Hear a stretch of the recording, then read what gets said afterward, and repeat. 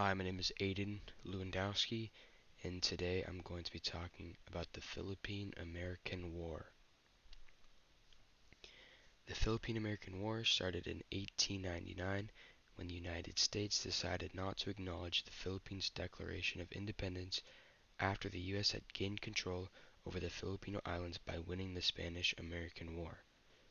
This three-year war claimed the lives of 4,200 American soldiers and roughly 20,000 Filipino combatants.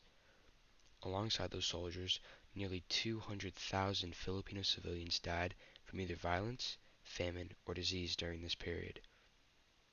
During this war, American soldiers leveled Filipino land and burnt down entire villages. They were also convicted of using inhumane torture techniques like the water cure on Filipino civilians.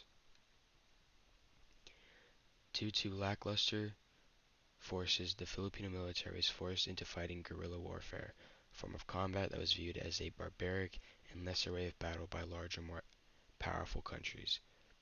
The war ended in 1903 after the capture of Filipino President Emilio Aguinaldo and the eventual eradication of remaining Filipino forces. Atrocities committed by American soldiers. The water cure torture technique was a technique used by American soldiers where they would force Filipino soldiers or civilians to consume large amounts of water against their will, which would lead to water intoxication and sometimes even death. This was used to interrogate and torture Filipino people into sharing important information about the war. President Theodore Roosevelt was publicly heard referring to the water cure as a mild form of punishment. Other crimes such as rape and murder were also committed by American soldiers.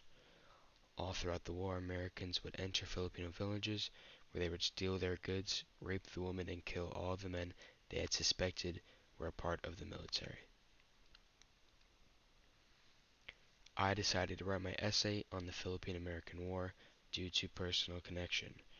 My grandma was born in the Philippines just 20 years after the end of the war, so learning about the aftermath and permanent changes this war caused was very important to me.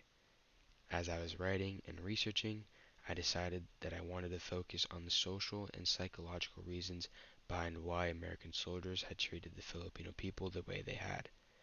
I found it interesting researching the different opinions and reasons authors had on this topic.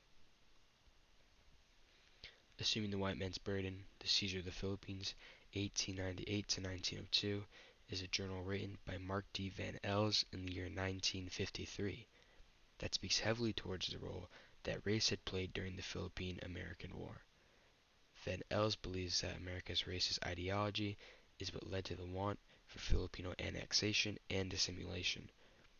Van Els uses Charles Darwin's theory of evolution to explain white people's belief of supremacy due to their past domination technologically and socially. Also, the use of the N-word by American soldiers towards Filipino people is mentioned in this journal, proving the use of derogatory language Americans have been known to use against people of color all throughout history, that it is present in this conflict.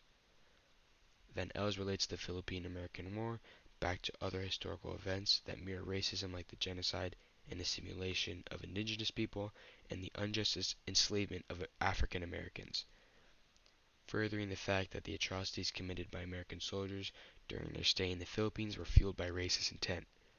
I found this interesting because arguments like manifest destiny or the white man's burden have always been used to discredit opinions like the one Van Els has. So seeing an opinion that calls out the American government for their once hate-filled nature and past wrongdoings is very interesting to see. Thank you for watching.